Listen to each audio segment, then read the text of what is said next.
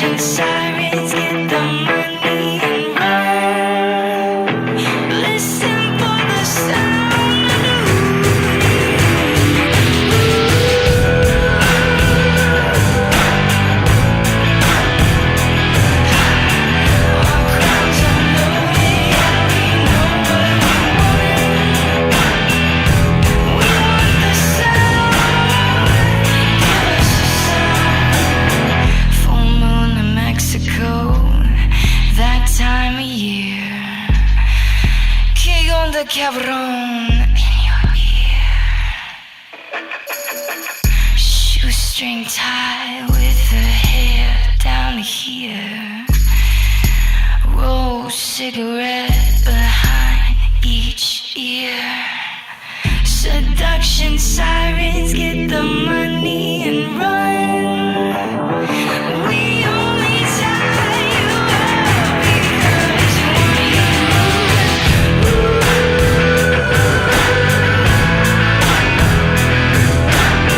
our crowns are loaded, yeah, we know what we want. Our crowns are loaded, yeah, we know what we want. Our crowns are loaded.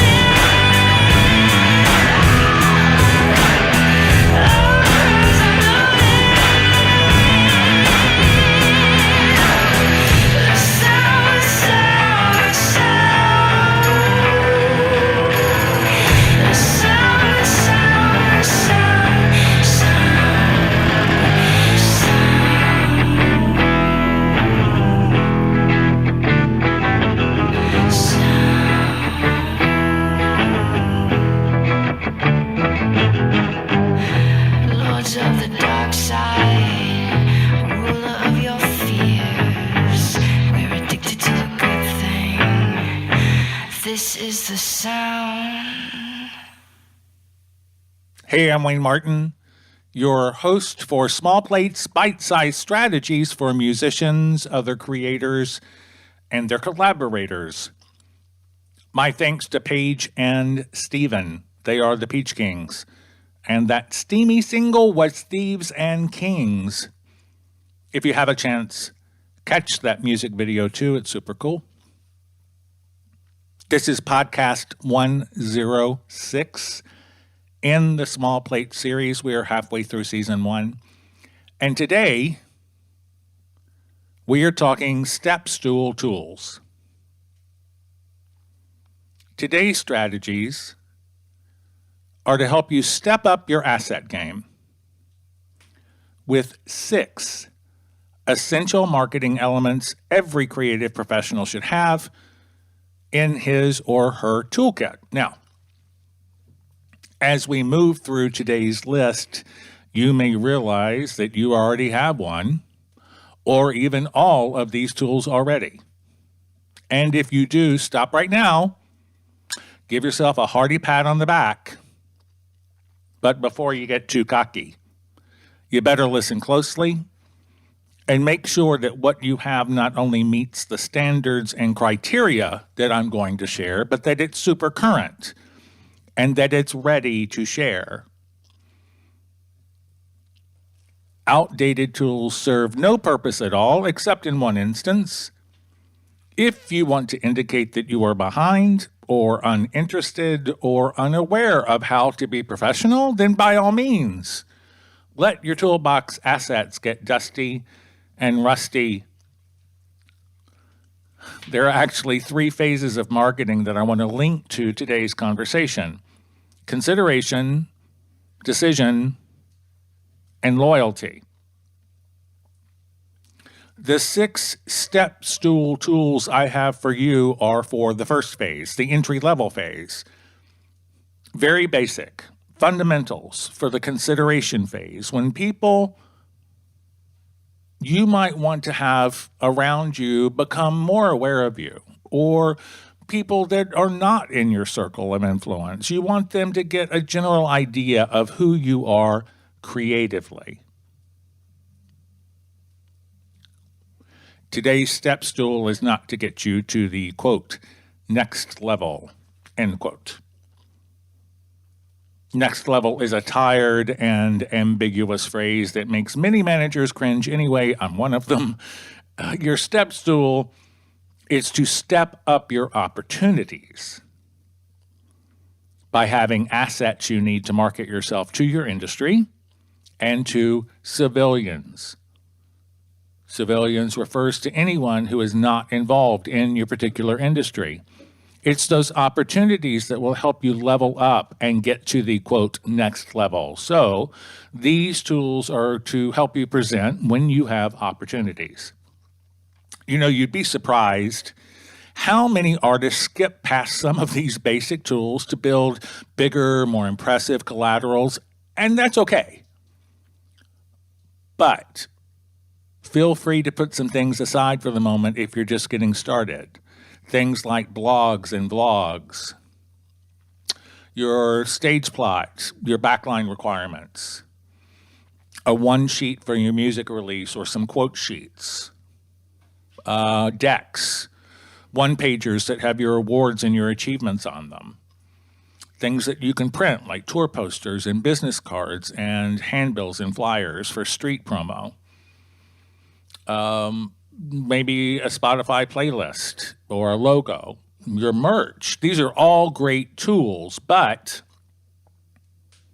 they come after these first 6, or at least concurrently to them. Today's basics are the foundation of your marketing toolkit. You got to have them around. And if you were working with a professional, if you were signed to a representative of some sort, they would knock these out immediately. So if you're working independently, don't think you don't need them. You do. And add to your toolkit as you like, as long as you have the 6 basics at all times. Tool number 1 is an artist portrait. You might be surprised how many artists like to play dress up and get their photo taken, or live with their face in their phone for selfies all day, every day for social media, and yet they don't have an adequate portrait photo for marketing their work. Selfies and shots your girlfriend took of you shirtless are not going to really make the cut if you want to present to business partners as a professional. And I extend my apologies to all the girlfriends who are wannabe photographers and stylists for their man friends. But this tool is best prepared by a professional. And then there's the other side of the spectrum when your artist photo actually has so many filters on it or is so buttoned up that you look like it's your real estate business card photo and you don't look like a musician or a creator. Make sure that you hire the right kind of professional to shoot you for your portrait. And if you can find a photography student or a film student that wants to help you out for free, then all the better. Whether or not you hire a pro or whether or not you're working with a student, what's most needed for this particular tool is that they have adequate visual training for lighting and for composition. The objective, the goal, is to have a photo you can use that's not cover art, but that it could be used as a visual asset if someone were to publish an interview or if they were doing an artist spotlight in a streaming platform. It's basically your PR photo, your publicity photo.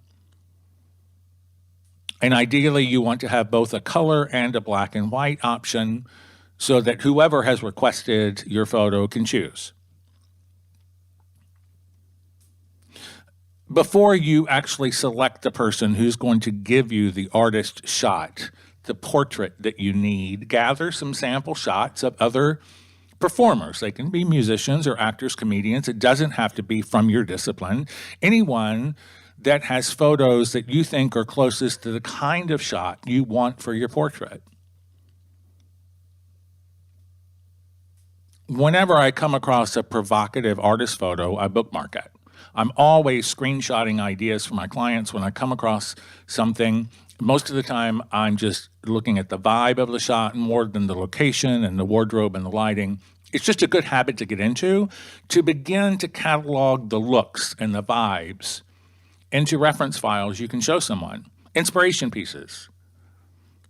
And it's also a good habit to put a new publicity portrait into your toolkit at minimum 12 to 18 months. Every 12 to 18 months, and you can certainly do it more quickly than that. Today's tool number 2 is a short form bio. Now, this is not a biography that is short enough for social media, but it's not your life's history either. It's closer to the elevator speech that we actually called an identity statement in a previous podcast. Your target is about 100 written words written in the third person that provides a factual overview of you as an artist. There are some specifics you're going to want to include: your genre, your biggest career accomplishment to date. That's super important. If you are a band, then share everyone's names. Include your influences. Do you have notable musical training? Have you had some successful collaborations? You'll add the city where you live or where you're based out of. You're going to include an overview of your artistic output in numbers, metrics, like the number of streams or number of books published, those kinds of ideas. So imagine that I was emailing someone to tell them about you. What could I copy and paste that would succinctly share your most important details in just about 100 words? You may edit your short form quite a few times. It's going to take some trial and error to get it right. But there are plenty of examples all around you online for inspiration. The pro tip here is to keep the short form factual. And I'm mentioning that twice because hypey short forms are not the tools of professionals.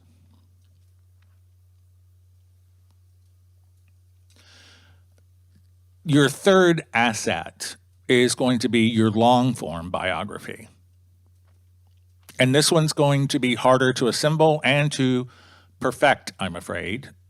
Now, you're rarely going to send out your short form and your long form at the same time, so they have to be standalone documents.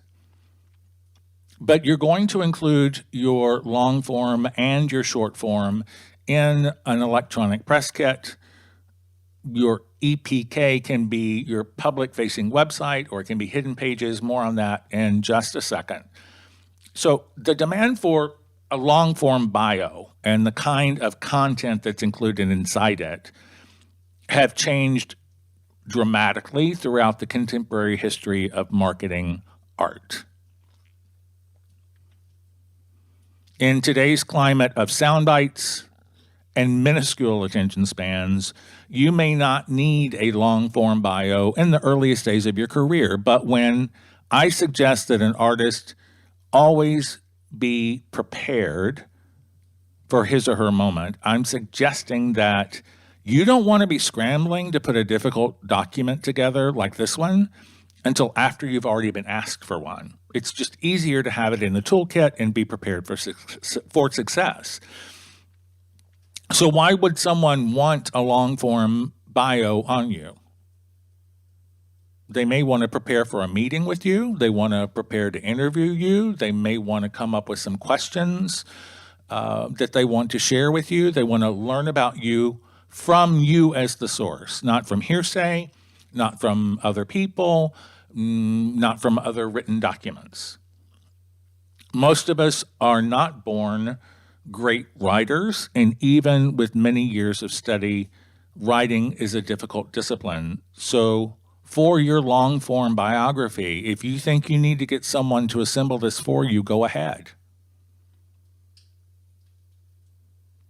The information that you included in your short form will be expanded on in the long form. And again, it's written in third person. You'll have room to put in some quotes from any reviews or any other artists that can speak to you. You'll have room to include some influences and talk about your creative idols. And all of those things provide context for where you live inside the creative world. In a word, context is the primary reason I read a long-form bio. And context shows where and how you are or where you can be relevant. That's powerful.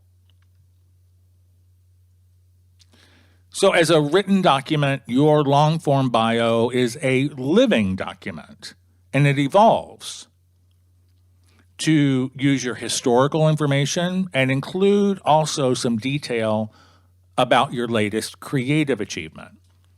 The beauty of the long form is that since a significant portion of the information is historical data, that never changes. And so updating it is fairly painless. How often should you update your long form bio? Well, anytime you have a significant career event, and that can be the release of a large body of work, the announcement of a tour,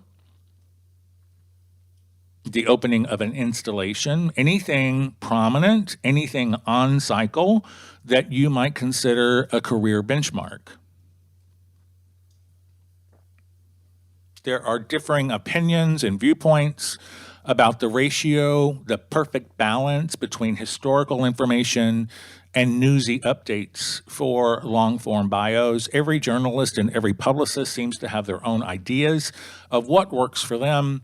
You know, back in the day, we used a short form, a long form, and a press release instead of forcing the bio to serve as a hybrid between a bio and a press release. As an aside, press releases for unknown artists, for burgeoning artists, for non-celebrity artists, they don't get read. So that's where we get the hybrid of today. With your short form at 100 words, target your long form bio around the 500 word mark. But note that some of the best bios are double that. Tool number 4 today is a website. I'll let you catch your breath. Websites seem to have fallen out of favor with musicians and other creatives because they're scrambling to keep their social media accounts current. And it's likely that they haven't been taught the most common marketing practices that are used to grow careers. So it's a very low priority most often, and that's a problem. Because that's a problem, I'm going to talk to you about this a little longer than anything else on the list today. Let me be really clear with you. Just because you don't visit websites, or just because your best friend or bandmate, who is also a creative, seems to dismiss them as old school or corporate, you go ahead and you do the right thing and you get yourself a URL and you build a basic site. They aren't expensive. They aren't difficult to create. There are no excuses on this one. Now, the obvious reason to put this in your toolkit is because it's a controlled environment where you can manage and massage your own creative personality and how it's seen by others. We have to grab every opportunity to control brand identity, your passions, your message. So I encourage you, grab this tool, run with it. And there's two ways to build your site. Neither one is right or wrong. There's the EPK version, and then there's the EPK version that holds additional tools behind the scenes.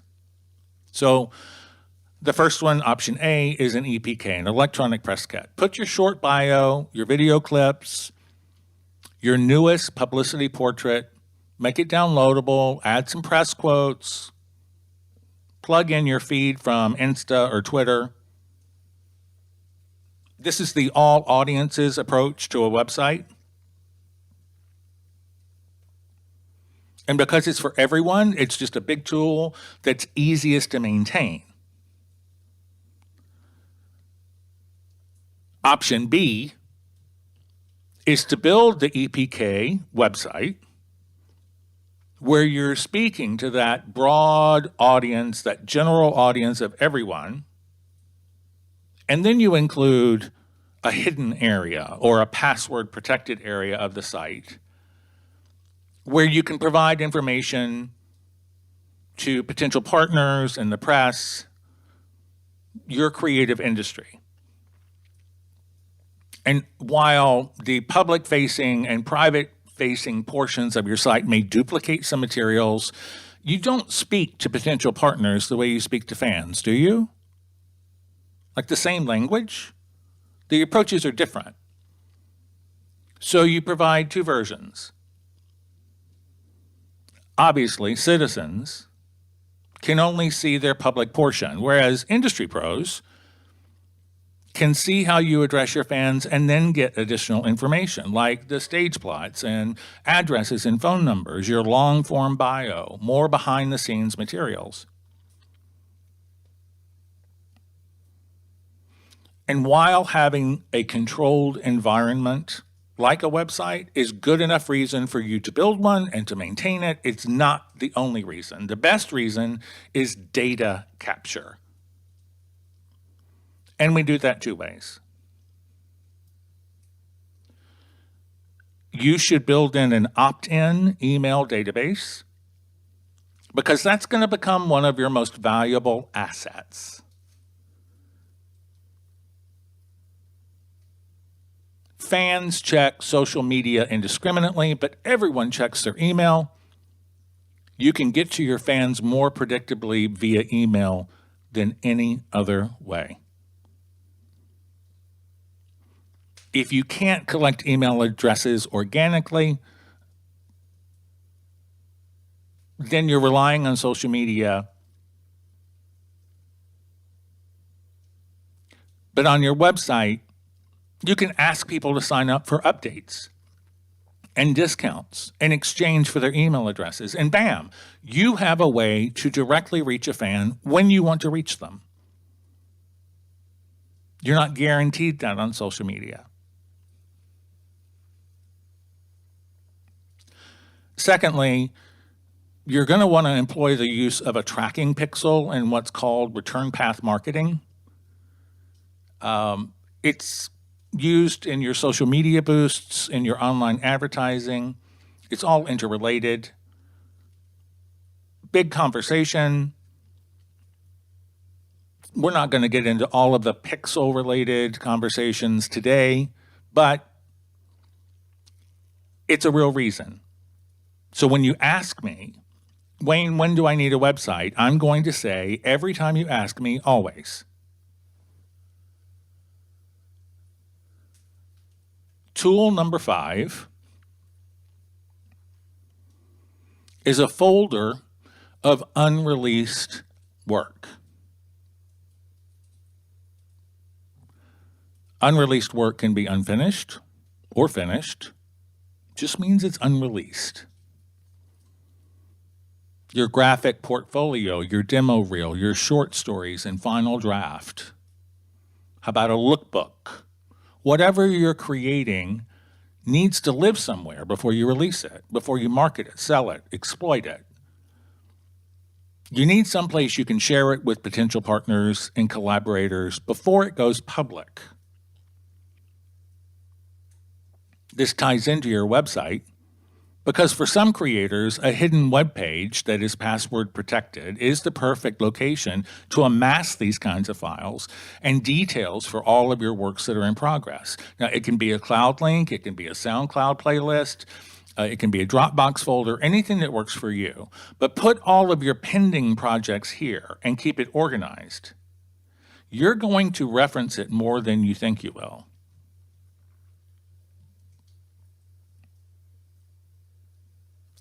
Our last tool today is one primary social media account for fans. Tool 6 is a fan-centric social media account to identify that. And I want to talk to you about social media in depth another time. But let's start with the understanding that it's always a good idea to present and to be active on all social media platforms. That's common sense stuff, right? You don't know which one is going to reap you the most fans. So a scattershot approach will help you gather the intel you need to build a marketing strategy later. But when you're trying to spread yourself out on multiple platforms, it's best practices to have a primary platform for you of your choosing to focus your fan energy on. So asset 6 is to identify the primary social media account for your career and make it as robust and as interesting and consistent as possible, specifically for fan interaction and expansion. Fan interaction and expansion. Most of the time, artists are already more active on one platform than another, so it's kind of an easy choice. But if social media is always an afterthought for you, and for many it is, remember, it's part of your job to communicate with people who pay you. If you are a visual artist, you're going to want to lean hard into Instagram and IGTV, where you will research and follow people and companies that are in your creative lane. You'll connect those dots. And the same goes for Twitter, but that's better suited for non-visual content, right? So, to restate what you should do here, I want to make sure I'm really clear. Pick one platform to be your acquisition and expansion area. It's where you test your advertising ideas, you blow it up consistently with content and boosts, and you learn the ropes of how to identify potential fans, how to reach some new fans, and then how to engage them. So our 6 tools today are 1, an artist portrait, 2, a short form bio, 3, a long form bio, 4, a website, 5, a digital collection of works in progress, creative works, and 6, one identified primary social media account for your focus of expansion. These 6 fundamental tools you must have, in my humble opinion, even if you've already moved hard and fast on some other assets that I mentioned earlier today. If you have 10 tools or more in addition to the art you make, you're way more prepared than most of your contemporaries, and you need every edge you can get, right? So do you have some tools to prepare or to update? Can you identify those? I hope you found inspiration to evaluate the tools you have and the most fundamental tools to step up to the next right opportunity. If you put time and energy and love, if you put value all into your creative work, you will be well served to build and maintain tools that are going to help you grow your career. On my way out the door today, I want to tell you about Tom Edmonds. Tom is the curator at Unsigned Music Blog in the UK, and he told me he'd be happy to receive some musical submissions from anyone who has subscribed to Small Plates. So if you want to send him a single for review consideration, you can email him and tell him I referred you. And if you don't have any new music to send over to Tom, you can discover new music on your own at unsignedmusicblog.com. And his email address is tom.edmonds, EDMANS, at unsignedmusicblog.com. Thanks to all of you who comment and rate and share Small Plates with other creatives. As always, you can submit topic ideas to smallplatessuggestionbox@gmail.com. You've been listening to Small Plates, bite-sized career strategies for musicians, other creators, and their collaborators, hosted by music manager and veteran career strategist, Ohayon Martin. Small Plates is a monthly subscription podcast produced by M3 New York City. Click subscribe to receive new Small Plates insights and strategies on the first Friday of each month, right here on Apple Podcasts. Thanks for listening.